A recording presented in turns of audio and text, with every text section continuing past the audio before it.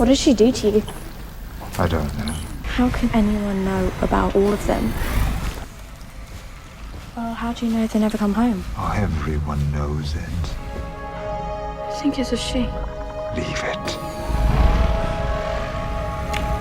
It's just a pilgrim. Come on.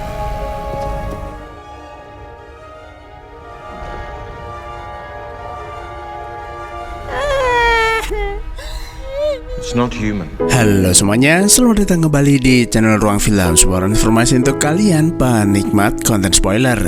Oke teman-teman, di video kali ini kita akan membahas sebuah film yang mengisahkan keadaan bumi di masa depan pasca apokaliptik akibat ulah manusia itu sendiri, berjudul Vesper. Jadi nggak usah lama-lama, kita langsung masuk aja ke pembahasan filmnya.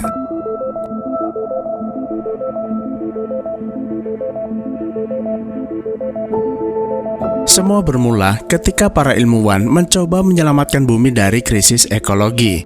Kerusakan lingkungan yang semakin parah mendorong mereka mencari solusi cepat dan radikal. Lalu dengan dukungan investasi besar-besaran di bidang teknologi, proyek rekayasa genetika pun dikembangkan demi mengatasi krisis pangan, memperbaiki ekosistem yang rusak, serta mengendalikan alam agar lebih efisien. Namun eksperimen itu malah berujung malapetaka. Virus dan organisme hasil rekayasa genetika yang tidak sempurna malah terlepas ke alam terbuka dan menjadi wabah global. Hanya dalam waktu singkat, wabah tersebut hampir menyapu bersih tanaman layak makan, hewan, dan populasi manusia di seluruh dunia. Namun kehancuran tidak berhenti sampai di situ. Virus tersebut menyebabkan tanaman dan hewan yang selamat bermutasi menjadi liar serta berubah menjadi bentuk asing yang mematikan. Mereka kehilangan sifat aslinya, merusak rantai makanan, serta menciptakan ketidakseimbangan baru yang jauh lebih berbahaya. Dengan kata lain, alih-alih menyelamatkan bumi, ambisi manusia justru merusak alam itu sendiri.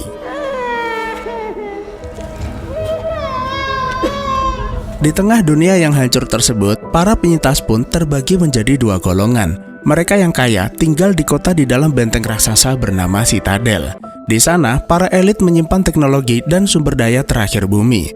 Lalu dengan pengetahuan genetika yang masih mereka kuasai, Citadel mampu menciptakan benih dan tanaman layak dikonsumsi untuk menjaga kelangsungan hidup mereka. Sementara, sebagian besar manusia lainnya hidup di luar benteng, dengan kondisi alam yang sangat berbahaya, minim bahan makanan, serta ancaman kematian setiap harinya. Mereka tidak pernah diizinkan masuk ke Citadel, dan satu-satunya cara mereka bertahan hidup adalah dengan bergantung pada benih tanaman yang dijual Citadel. Untuk mendapatkan benih tersebut, mereka menukarkan barang-barang langka ataupun benda berharga yang dibutuhkan warga Citadel. Akan tetapi, pertukaran itu bukan sesuatu yang menguntungkan. Setiap benih yang diperdagangkan sudah direkayasa secara genetis agar hanya bisa sekali panen. Akibatnya, manusia di luar benteng akan selamanya bergantung pada belas kasihan orang-orang di Citadel dengan terus-terusan melakukan pertukaran demi sekedar mendapatkan benih. Keadaan inilah yang pada akhirnya memaksa seorang gadis berusia 13 tahun bernama Vesper melakukan berbagai macam upaya demi bisa bertahan hidup. Namun, alih-alih mengais barang-barang langka seperti kebanyakan orang, Vesper lebih memilih mengandalkan kecerdasan, keberanian, dan pengetahuannya tentang biologi untuk mengotak-atik benih serta mempelajari organisme aneh. Dengan harapan penelitiannya tersebut bisa mengurangi ketergantungannya pada Citadel.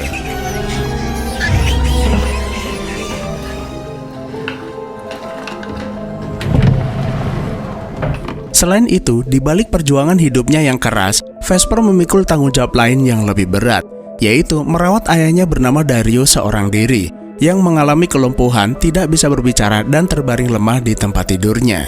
Sementara sang ibu pergi entah kemana, meninggalkan Vesper sendirian dengan segala kesulitannya.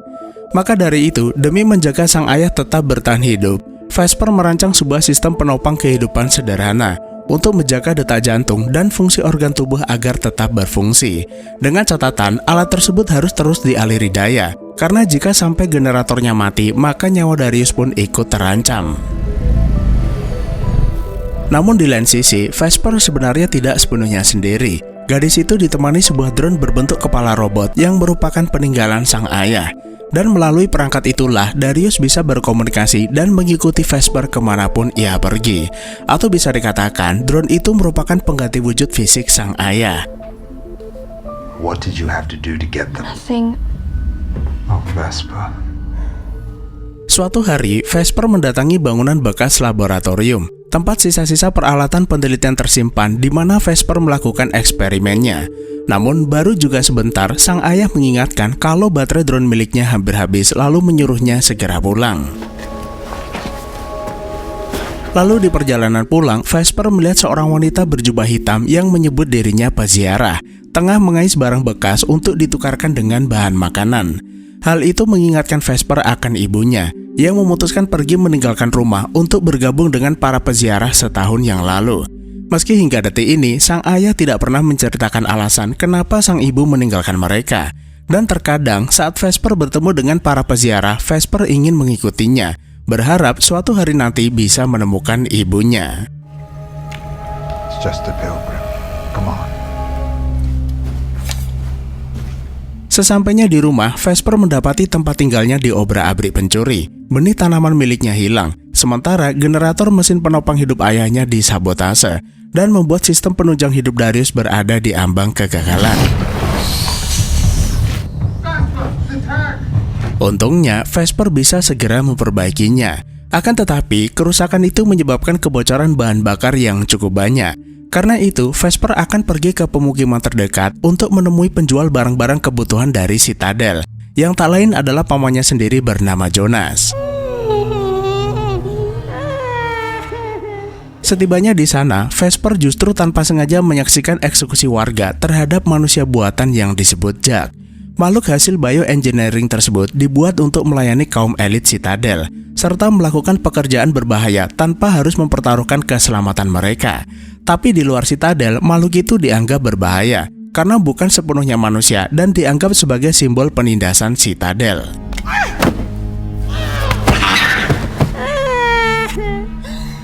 It's not human. What brings you here, Vesper? You know. Melihat Vesper ada di sana, Jonas pun langsung mengetahui bahwa gadis kecil itu sedang membutuhkan sesuatu.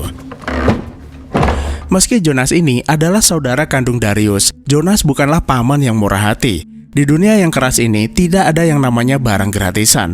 Ada harga yang harus dibayar dari setiap kebutuhan. Dan salah satu komoditi yang cukup bernilai di Citadel adalah darah. Bagi mereka yang tinggal di luar Citadel, darah bukan sekedar cairan, melainkan komoditi yang bisa ditukar demi bertahan hidup.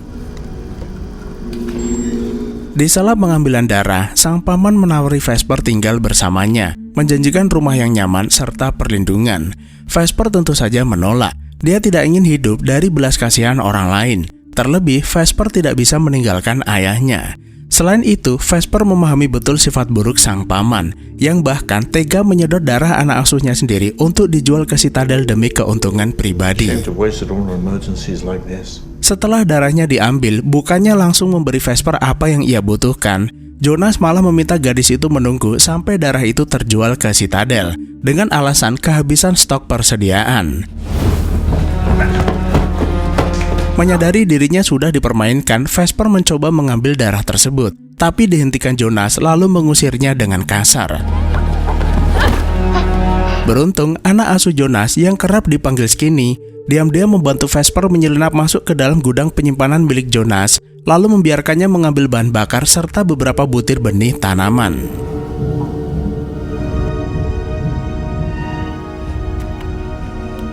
Dan setelah itu, Vesper pun bergegas pulang ke rumah. Lalu di tengah jalan, Vesper tanpa sengaja melihat pesawat penumpang milik Citadel jatuh di hutan. Tapi Vesper tidak memperdulikannya, karena ia harus segera mengisi generator sebelum dayanya habis. Where did you get that? Jonas gave me. For what? Setibanya di rumah, sang ayah justru meminta Vesper mengembalikan benih yang ia curi sebelum ketahuan. Karena tindakannya tersebut bisa saja mendatangkan masalah. Selain itu, benih tanaman hanya akan tumbuh sekali dan Vesper tetap bergantung pada Jonas. Vesper tentu saja menolak karena Jonas sudah mencuranginya dan Vesper ingin bereksperimen dengan benih tersebut. Esok harinya, Vesper menemukan seorang wanita dalam keadaan pingsan dan tengah diserang siput ganas di dalam hutan. Karena kasihan, Vesper menolongnya lalu membawanya pulang untuk diobati.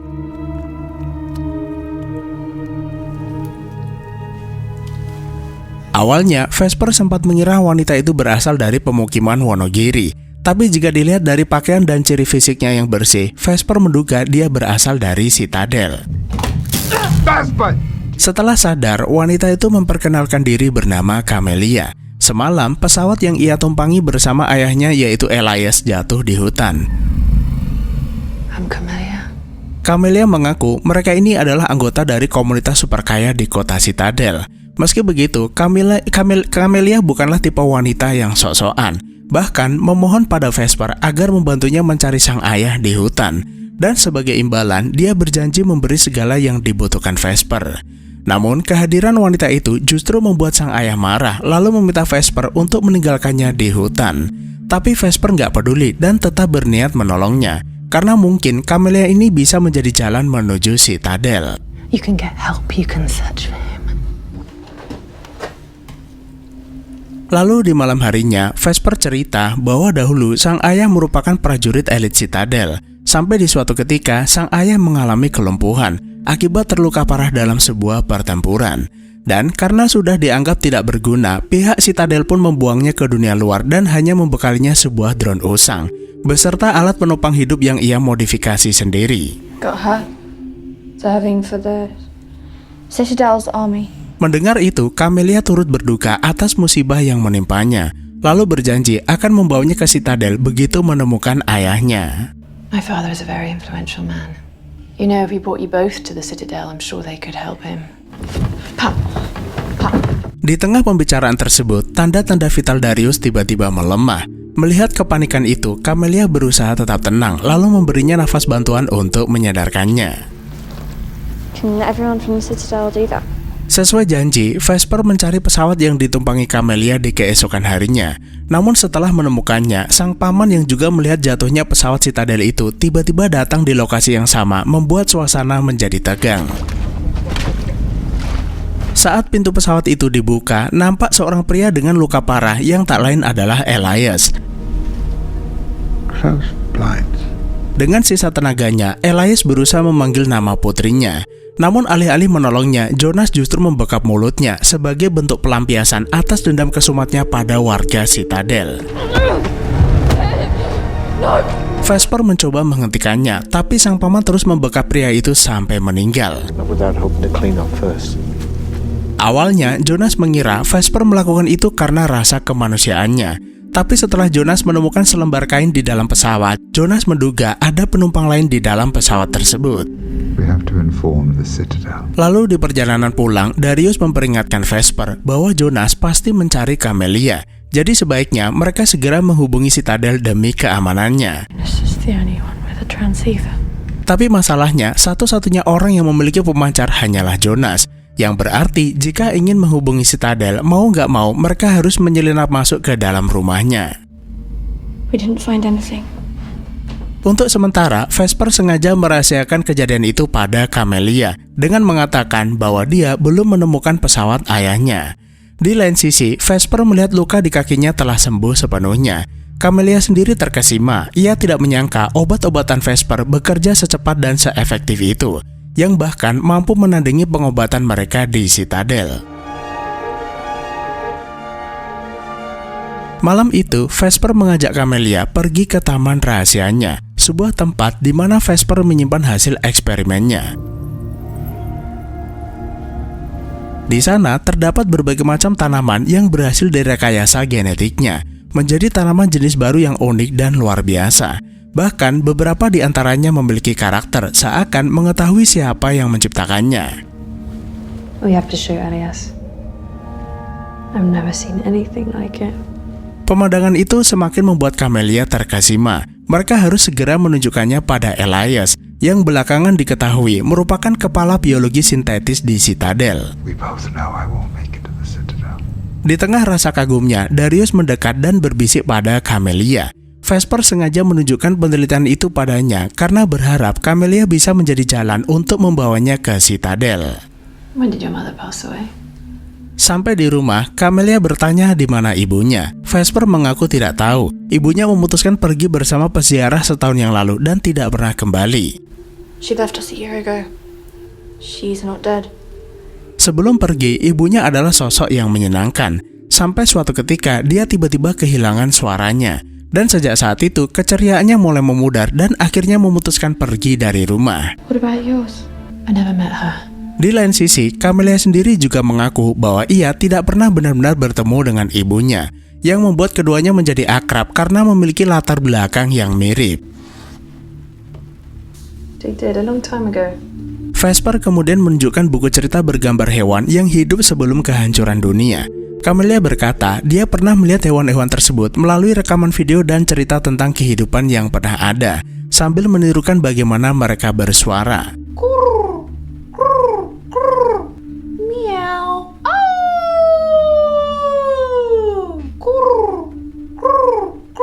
Vesper lalu meminta Camelia menjelaskan sebenarnya apa alasan warga Citadel melarang orang luar masuk ke dalam. Mereka menciptakan manusia buatan untuk melayani, dan kenapa tidak mempekerjakan orang dari luar saja. The Citadel likes control. Camelia menyebut warga Citadel menginginkan kendali penuh. Manusia buatan diprogram untuk setia dan patuh. Sementara manusia asli memiliki kehendaknya sendiri dan berpotensi menimbulkan pemberontakan. Terlebih, perbedaan kasta yang mencolok akan menimbulkan konflik jika mereka berada di satu tempat yang sama. Esok harinya, Vesper ditemani drone ayahnya diam-diam mendatangi peternakan Jonas untuk menggunakan alat komunikasinya. Namun saat Darius berusaha memastikan keadaan di sekitar aman, drone itu malah ketangkap Jonas. Come on in, Vesper. Why are you trespassing on my farm? Jonas kemudian cerita bahwa beberapa hari yang lalu, seekor serangga kecil mencuri beberapa benih tanamannya. Jonas sudah mengetahui siapa pelakunya, hanya saja sang paman sengaja tidak menyebut namanya. Lalu memperingatkan jika serangga kecil itu berani mengulangi perbuatannya, Jonas tidak ragu merobek sayapnya. Perkataan sang paman tersebut seolah ingin membuat Vesper terhindar dari rasa bersalah. Bahkan Jonas memperbaiki sensor gyro drone ayahnya agar terbang dengan sempurna, dengan maksud agar Vesper mau mengatakan keberadaan penumpang lain dari pesawat yang jatuh sebelumnya. Are you hungry? Dan untuk semakin mencairkan suasana, Jonas menawarnya makan. Namun Vesper justru memanfaatkan kelengahan itu untuk bergegas kabur ke dalam hutan.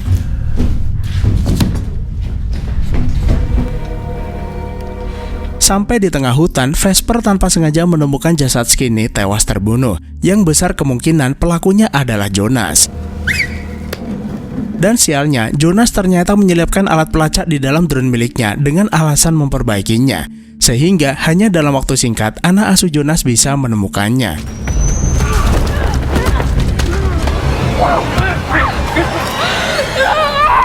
Setibanya di rumah, Vesper mencoba memperbaiki drone Darius yang telah rusak. Tapi Vesper menyerah, kemudian memeluk Camelia untuk menenangkan diri. And then we can go look for Elias.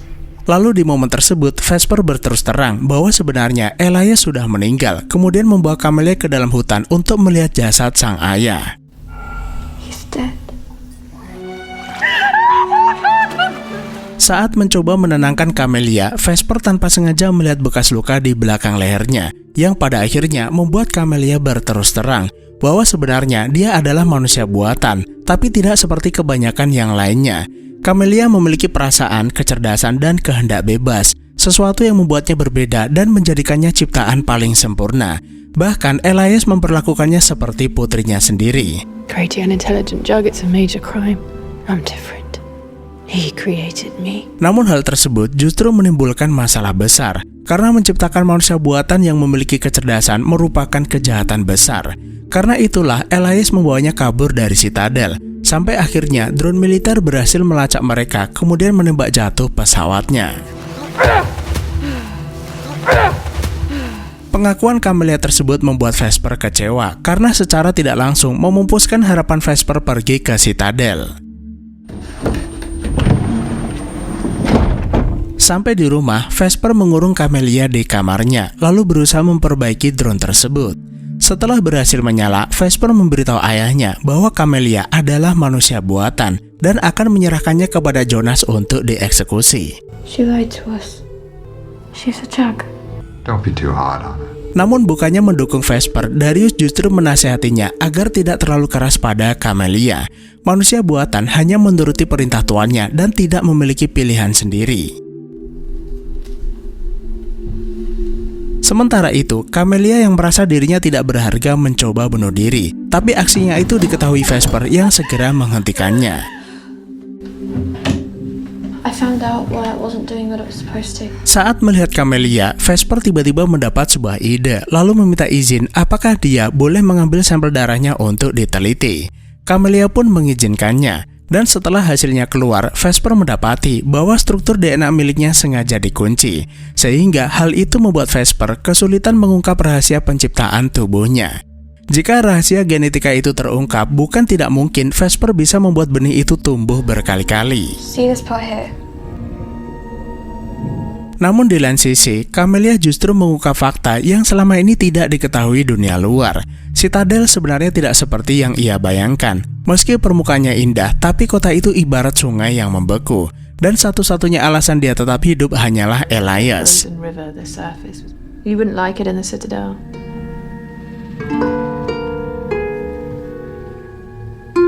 Ketika Vesper kembali meneliti sampel darah tersebut, nada kecapi yang dimainkan Camelia beresonansi dengan pola dalam sampel tersebut. Dan yang membuatnya terkejut, pola tersebut merupakan urutan DNA tanaman yang bisa menjadi kunci bagi Vesper untuk membuka dan menumbuhkan benih Citadel sehingga dapat dipanen berulang kali. We'll never starve again. Namun sialnya, saat Vesper pergi mengambil peralatan labnya, Jonas malah datang ke rumah. Dan ketika melihat Camelia ada di sana, Jonas langsung menyadari wanita itu berasal dari Citadel. Lalu menawari bantuan akan menghubungi Citadel jika Camelia mau ikut bersamanya. Namun di balik itu, Jonas diam-diam berniat mencabut alat penyokong kehidupan Darius. Melihat tindakannya itu, Camelia pun bersedia ikut bersamanya. Akan tetapi, saat Camelia berbalik, Jonas tanpa sengaja melihat luka di belakang lehernya. Nah, dari situlah Jonas menyadari bahwa Camelia adalah manusia buatan lalu berusaha mengendalikannya. Tapi aksinya tersebut berhasil digagalkan karena Vesper tiba-tiba pulang lalu bersama-sama menghajar Jonas. Namun alih-alih mengusirnya, Vesper yang terlalu naif justru meminta Jonas bekerja sama, mengembangkan benih Citadel demi memulihkan persediaan makanan. Jonas tentu saja menolak tawaran tersebut. Selain gengsi, temuan itu berpotensi mengganggu bisnisnya. Sebaliknya, Jonas malah menghubungi Citadel memberitahu bahwa dia menemukan buronan yang mereka cari. I found the jug you're looking for. Sementara di rumah, tepat setelah Vesper berhasil merekayasa benih, tiba-tiba saja rumah mereka dipenuhi tanaman liar yang mengeluarkan gas beracun. Darius segera menyadari bahwa serangan itu sengaja dilakukan pihak Citadel untuk membunuh mereka, terutama Camelia. They'll be here soon. Karena itu, Darius meminta Vesper pergi ke gerbang Citadel untuk melakukan pertukaran benih dengan keselamatan. Vesper tentu saja menolak karena Citadel tidak bisa dipercaya. Namun, karena memang gak punya pilihan lain, Vesper akhirnya menuruti permintaan sang ayah untuk segera meninggalkan rumah. Sementara Darius akan mengalihkan perhatian mereka ketika sampai di sini. Setibanya di pemukiman, prajurit pencari Camelia terlebih dahulu mendatangi Jonas dan membunuhnya karena dianggap berbahaya setelah mengetahui keberadaan manusia buatan yang sempurna. Dan ketika sampai di rumah Vesper, Darius mengejutkan mereka, membuat mereka secara refleks menembak drone itu yang kemudian menabrak generator dan meledak.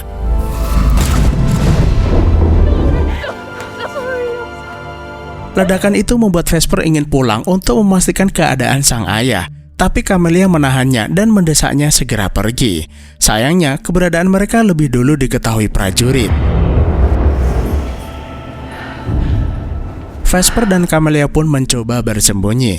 Dan ketika prajurit itu lengah, keduanya melakukan serangan. Lalu dengan bantuan serangga mutasi, dua prajurit itu akhirnya berhasil dikalahkan.